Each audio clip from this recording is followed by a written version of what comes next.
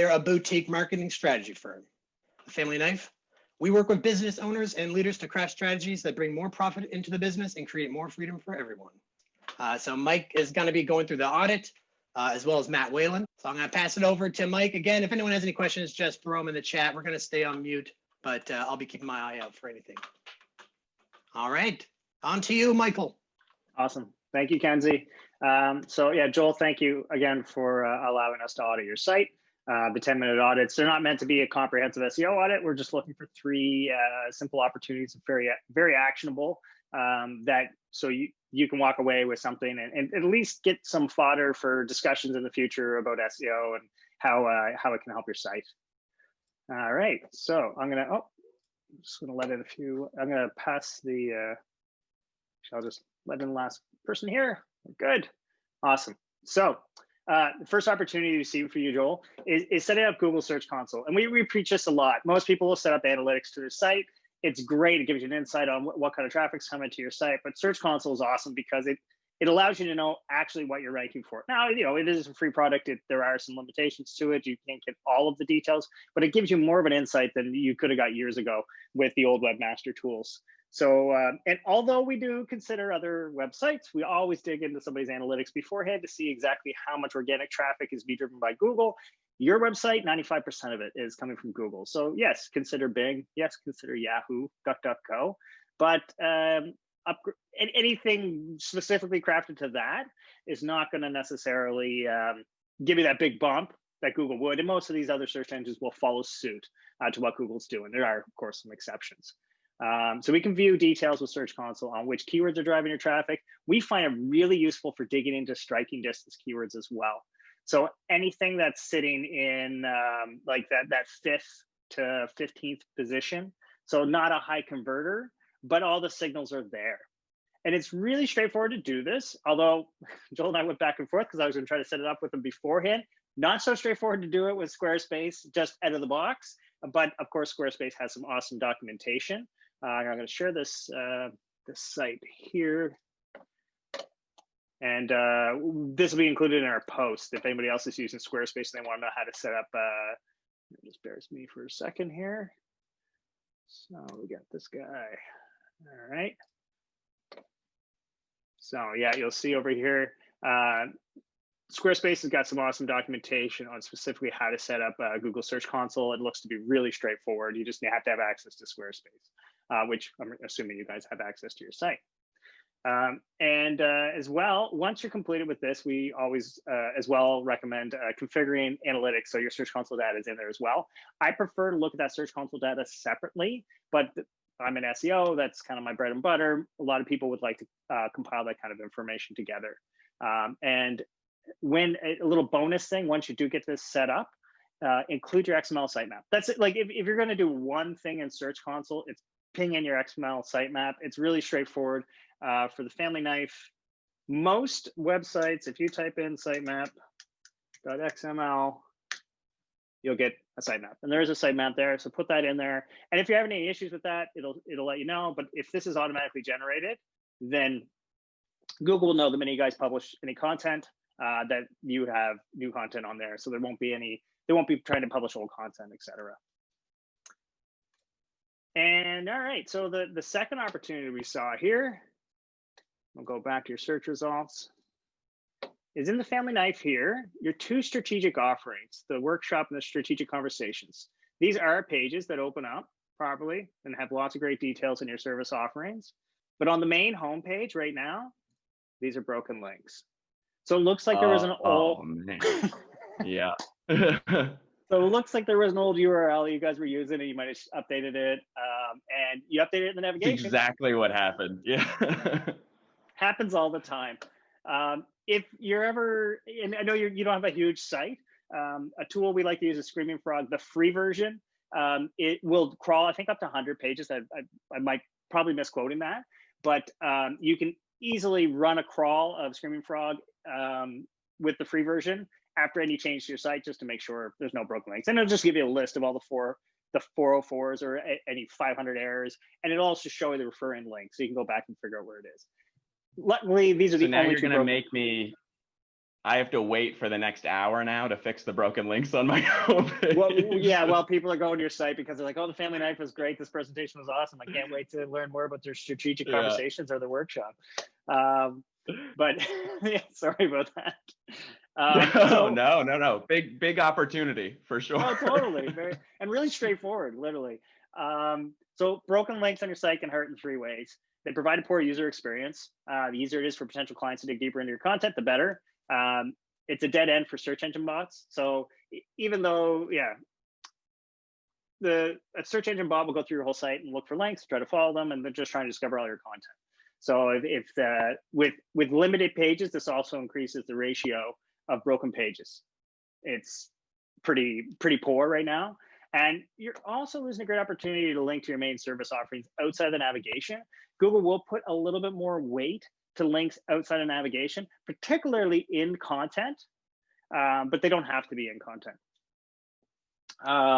So your learn more links, an opportunity.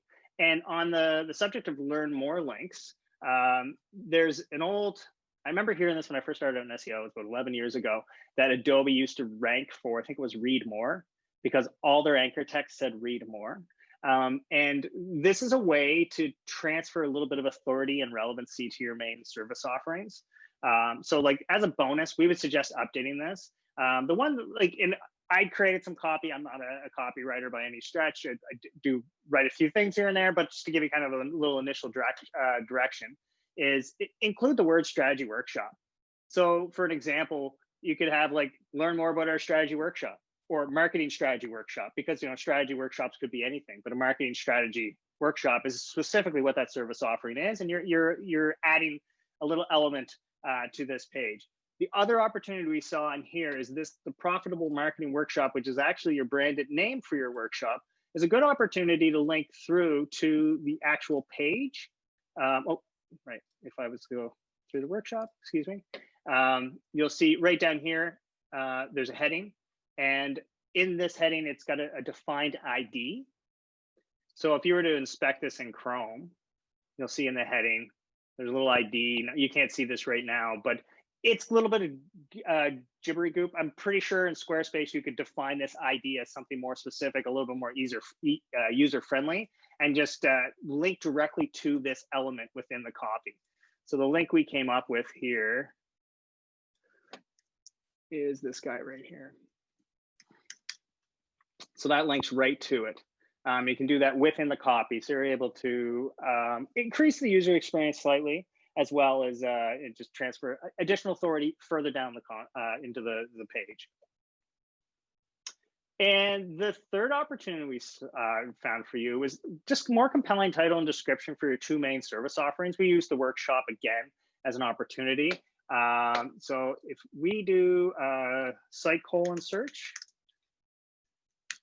and if anybody's not familiar with Google operators, they're a great way of like making Google pull out information. So site basically says, show me everything that has this URL. If you want to pull off the HTTPS one, now we'll see if there's any insecure links, but that's not what we're trying to get here. What we're trying to find is the family knife had the workshop down here. So this is the content that Google is seeing as relevant for the workshop. This actually links to the old URL, which brought that to the attention.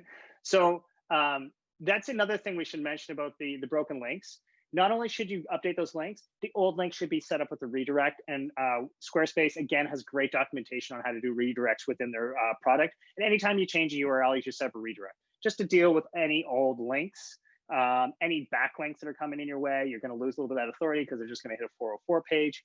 And it's just for stuff like this, where it's still showing up in search results, right now, this is a broken link.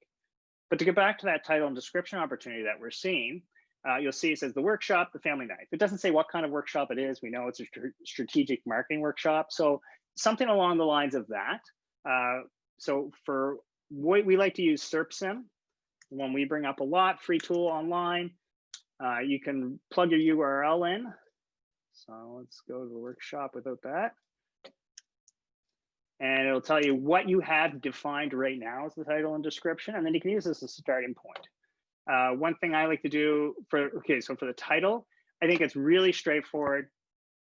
The profitable marketing workshop. You can even though we preach the pipe because of spacing, I do find that if you do use dashes, it differentiates from everything else in the search results, which draws the eye just a little bit more, which just gives you a slighter higher click-through rate, which is really nice. So if you have that space, do it. But a lot of the time when you're dealing with like content, long titles, you don't have that space. So the pipe has got the shortest amount because Google's not measuring it by characters, it's measuring it by pixel width. So keeping that in there, we still have space in here, the profitable marketing workshop, the family knife. And what you guys have defined here, we've developed a profitable marketing workshop so that you can create a calmer, strategic, and more enjoyable approach to marketing your business. And you'll see with the site colon search here, there we go. It's pulling pulling the initial content of the page because it finds it more compelling. So I find this is a good place to start. And we crafted one for you. And again, this is just supposed to provide a little bit of initial direction. While we were thinking, I really like that create a calmer, strategic, and more enjoyable approach to marketing your business because that's what you guys do. And welcome to the start of something better is awesome as well, but more of like a secondary subject matter. So when we were exploring this is what we thought would work really well. Still within, you're not getting any truncation. You still have a better chance of getting in there.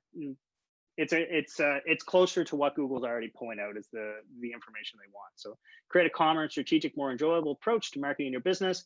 Welcome to the start of something better. And that's it for the organic side of things. Any questions, Joel? No, I think this is great, and it gets into kind of what I'll be talking about in a few minutes here of how important it is, not how important the technical side is to get right as it relates to your overall marketing. Like obviously having a broken link on a homepage is not ideal, but more than that, more than even the technical side of it, it's about the perception and what people are seeing and making sure that kind of everything is, every box being checked has an important impression beyond the technical side, but the impression it gives to everyone as well. So I love it. Thanks so much. This is great. Excited to hear what Matt has to say. Awesome. All right. Well, I'll pass it over to Matt then. Wonderful. And I appear out of the ether. On the organic side, that was all great stuff. Looking more at the paid side, kind of I'll say this really for the benefit of everyone else, but something to consider whenever I'm looking at a business like Family Knife is this is a very you're a boutique agency, you have a very specific customer segment that you're going after. So a broad paid strategy probably isn't going to work for you, especially because, you don't have that kind of budget to really like push a whole bunch of money out and just hope stuff comes back. So what I really only have 2 points that I want to cover for the scope of this conversation. The first one is something that I think you actually used to have. So, but looking at, I just looked at your site with a tool called Built With. And I looked at the old URL first by mistake, which was the Family Knife. I think that's what you used to use, right? And then you've switched to, yeah.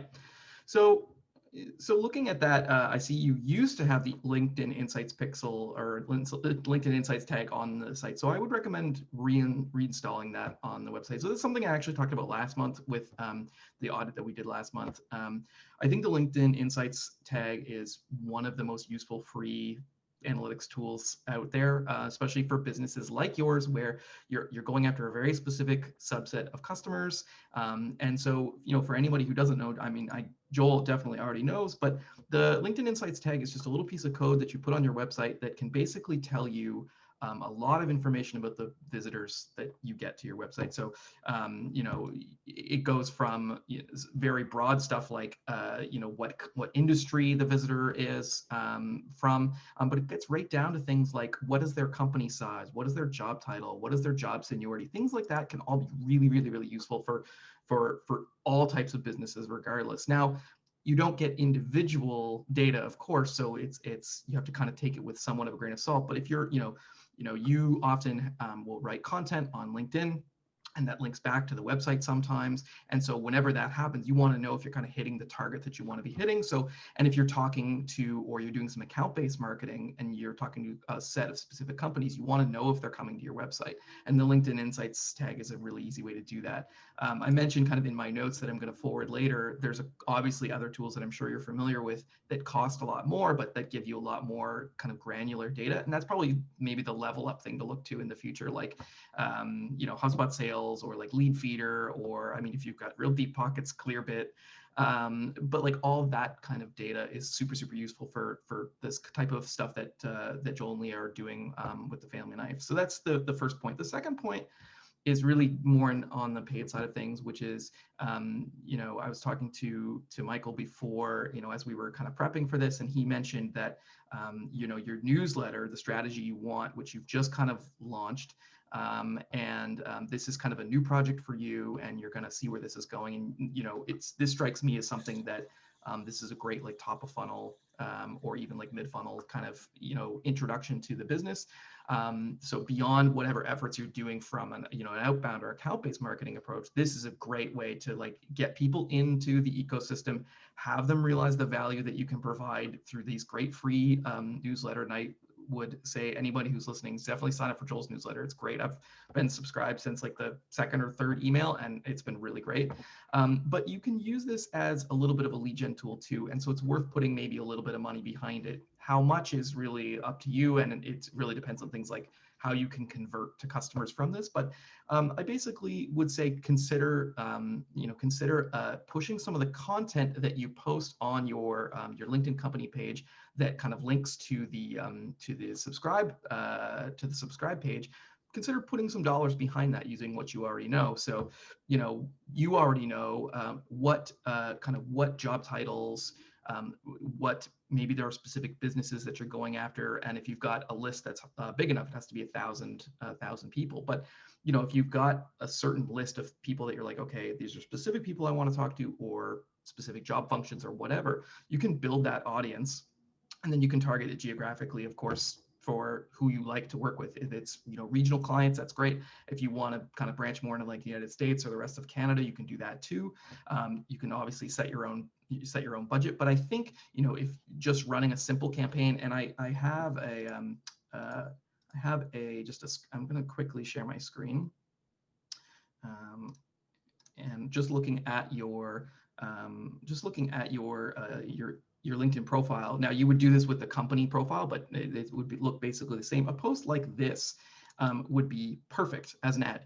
Honestly, I wouldn't change a thing. You know, whatever you're doing as far as your organic strategy really doesn't need to change that much for a paid strategy. You don't want it to feel like an ad. You want this to feel organic, I think. So, you know, experiment with that and see what it comes back with. You know, I don't know what your conversion rate is going to be, but I see you use Substack, which is, you know, they're going to give you the ability to see where your subscribers are coming from. So if they come from those paid campaigns, if you tag them with UTMs, you're going to be able to see where those new subscribers and leads come from. So you can kind of gauge whether it's worth, you know, proceeding and continuing forward with that. And I think, you know, I think that's a good next step. And then for the future, I mean, I don't know what the reasons were behind going with Substack, but one thing that you could do kind of, again, as a level up, I know you've just started with the newsletter, but one thing I would consider is, at the very least, you can build a landing page for the newsletter on your website and just embed the Substack subscriber code. That gives you a whole bunch of freedom that you currently don't have, where now you can better track that through your own analytics. You can set up all kinds of conversion tracking with Tag Manager if you choose to install that. Just having it in your own ecosystem is almost always the best idea. And so that would be the next step after that I would say. And so that's it for me. Any questions from you? I really no questions other than, again, thank you. I especially like kind of what you're saying about I think we can often assume that content marketing is purely organic, or that it's even, you know, it's even needs to be primarily organic. But I love what you're saying about at least, you know, boosting what we are doing organically, but even thinking about, you know, the content marketing as having, you know, a much stronger paid component to it. So I love that. I have a few notes here and looking forward to the follow up on that. But thanks again. This is great. Super helpful. Great. I had a question from someone about, are these free, the 10-minute SEO audits? Yes, they are for members of Digital Nova Scotia. Any interest in that? Members of Digital Nova Scotia can go to seobrunch.com and sign up for one of these. If you want to learn more about Digital Nova Scotia, I'm going to plop their link here as well.